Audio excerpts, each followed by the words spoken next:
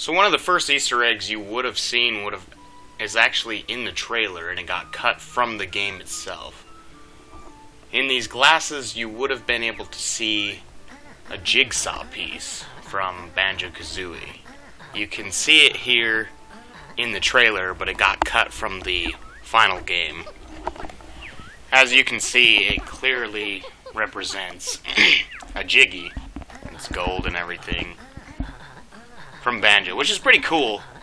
I actually think it's neat that they put that in there.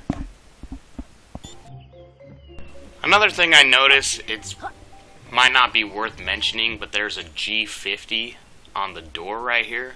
I don't know what that means. It might be some kind of Easter egg.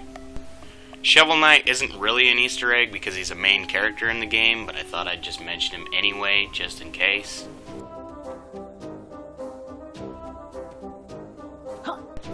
Alright, so next one. After you have defeated Rampo, which is kind of a harder boss, might take you more mid-game to actually beat him. I ended up beating him on first level because I don't know, I didn't even think about it.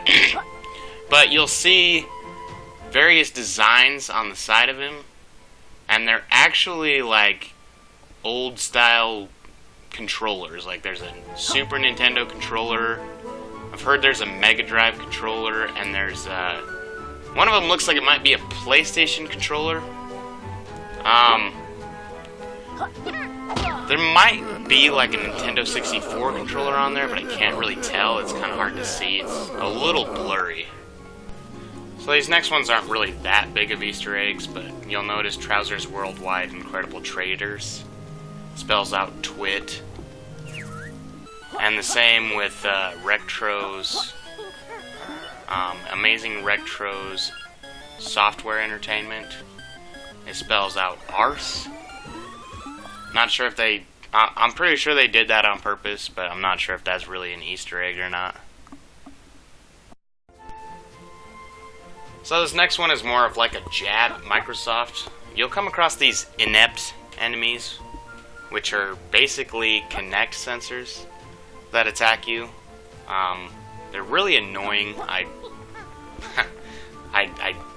hate dealing with these guys, and it's funny because I think the Kinect sensor is really annoying, and I hate that when the Xbox One first came out that it was like mandatory to have one of these.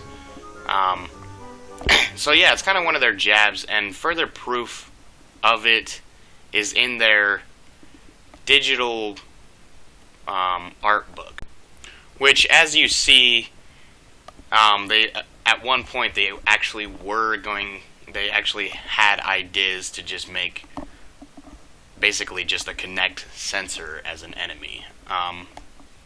So yeah, kind of just like a jab at Microsoft, which I don't blame them because Microsoft kind of just screwed them over anyway. And then if you read here, it says, "Technology's great, isn't it? Well, it's great until it isn't. Technology often doesn't work quite as well as planned or hoped. You would hope that the state-of-the-art security bots could perhaps see a little further than a few feet in front of them. And you definitely hope that there are no plans for these guys in the future of driverless cars." Which, them stating that they'd hope they could see more than a few feet in front of them might be a reference to the Kinect and how awful it really is. I don't really know. That could just be something they just decided to put in there.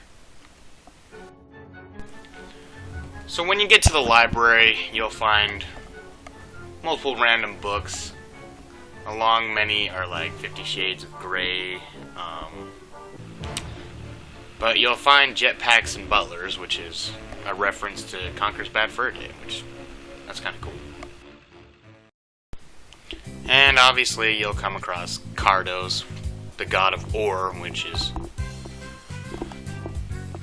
clearly a reference to the god of war, which is Kratos. So there's that. And that does it for all the Easter eggs I know of so far. I imagine there's going to be some more in the future. The game's really brand new, so I'm not surprised that there's not very many at the moment. So hopefully we'll see some more. This last scene, I just thought I'd let you know that you don't need Fly to get the final, or to get the health booster in the game, like the butterfly booster. So you can actually get the energy and butterfly booster right after World 1. So enjoy.